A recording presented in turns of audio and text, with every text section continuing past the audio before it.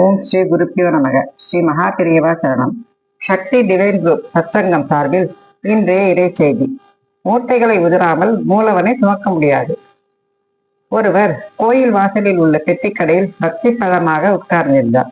அவர், எனக்கு ஆசையே இல்லை, பந்தங்களிலிருந்து விடுபட நினைக்கிறேன், இன்னும் அதற்கான வேலை வரவில்லை என்றபடியே இருப்பார்.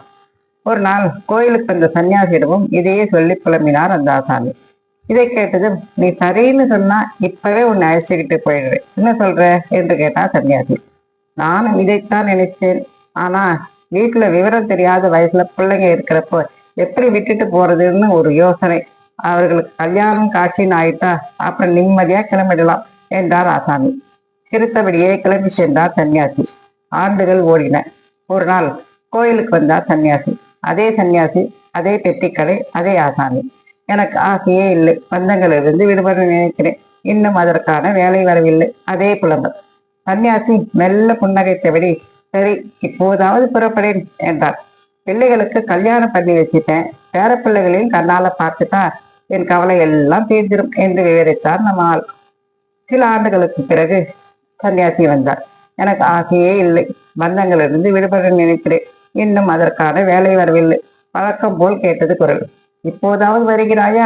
வழக்கம் போல் கேட்டார் சன்னியாசி. கோர்ட்டுல கேஸ் இருக்கு, வழக்கு முடிஞ்சுதான் வந்துடலாம், அதில் இறைத்தார் ஆசாமி. வழக்கமான புன்னகையுடன் கிளம்பினார் சன்னியாசி. ஆண்டுகள் பல கழிந்தன. மீண்டும் வந்தார் சன்னியாசி. கடையில் இருந்தவர், சுவாமி, எங்க அப்பா தான் அவரு, எல்லா பந்தங்களையும் விட்டுட்டு உங்க கூட வந்துடணும்னு சொல்லிக்கிட்டே இருப்பாரு. போன வருஷம் ஒரு நாள் நெஞ்சு வலின்னவர் பொட்டுன்னு போயிட்டார். அப்பா இந்நேரம் உயிரோடு இருந்திருந்தா நிச்சயம் உங்க கூட வந்திருப்பார் சாமி, கவலையுடன் சொன்னார் நம்மவரின் மகன். இதை கேட்ட சன்னியாசி, உங்க அப்பா எங்கேயும் போயிடல, இங்கே தான் இருக்கிறார், அதோ அங்கே பார், அது என்ன என்றார் சன்னியாசி. அது நாய், இங்கே தான் சுத்திக்கிட்டு இருக்கு என்று பதிலளித்தார் நம்மவரின் மகன். அதற்கு சன்னியாசி, அதுதான் உங்க அப்பா, இப்ப பாரு என்றவர் கையை தட்டினார். அந்த நாய் வாலாட்டியபடியே ஓடி வந்தது. நாயின் தலையை தட்டினார். உடனே அது எனக்கு ஆசையே இல்லை என பேச துவங்கியது. அடே, என்னோட வந்துடுறியா என்றார் சன்னியாசி. சாமி, ஏராளமா சொத்து சேர்த்து வச்சுட்டேன், பிள்ளைங்க அதை சரியா காப்பாற்றுவாங்கன்னு சூழ்நிலை, கடையை சரியா பூட்டாமலே போயிடுறாங்க, அதுதான் நாயா பிறந்து காவல் காத்துக்கிட்டு கிடக்கிறேன். இப்படி நாய் சொன்னதும் கடகடவன சிரித்தார் சன்னியாசி.